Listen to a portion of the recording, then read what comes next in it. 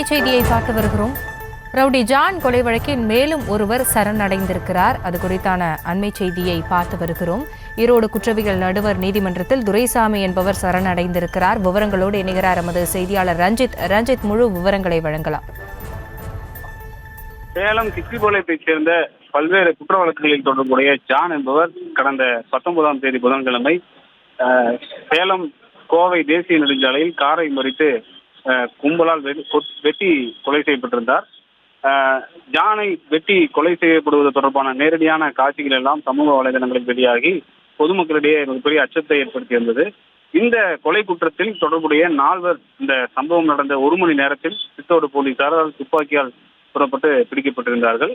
அதன் தொடர்ச்சியாக கடந்த 20ஆம் தேதி அதிகாலையில் இந்த வழக்கில் தொடர்புடைய மேலும் 5 பேர் போலீசாரால் பிடிக்கப்பட்டு இதுவரை விசாரணை நடத்தப்பட்டு வருகிறது. இந்த நிலையில் தற்போது கடந்த 2020 ஜான் உள்ளிட்ட கும்பலால் கொலையான செல்லதுரை என்பவருடைய தம்பி தீபகன், அதே போன்று சலீம், கோகுல சுகனேஸ்வரன் உள்ளிட்ட 3 நபர்கள் இதுவரை ஈரோடு நீதிமன்றத்தில் சரணடைந்திருக்கிறார்கள். இந்த நிலையில் இந்த வழக்கில் எனக்கும் எந்த தொடர்பும் இல்லை என கூறி மேலும் ஒருவர் தற்போது ஈரோடு குற்றவியல் நடுவர் நீதிமன்றம் 3இல் தற்போது சரணடைந்திருக்கிறார்.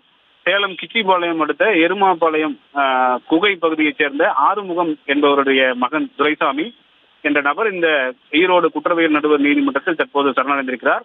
அவரும் இந்த கொலைக்கும் தனக்கும் எந்தவித தொடர்பும் இல்லை எனவும் போலீசாருடைய விசாரணைக்கு பயந்து தற்போது சரணடைந்திருப்பதாக அவருடைய தரப்பில் சொல்லப்படுகிறது.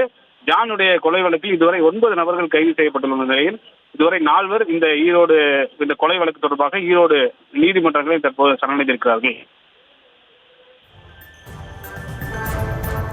விவரங்களுக்கு நன்றி ரஞ்சித்.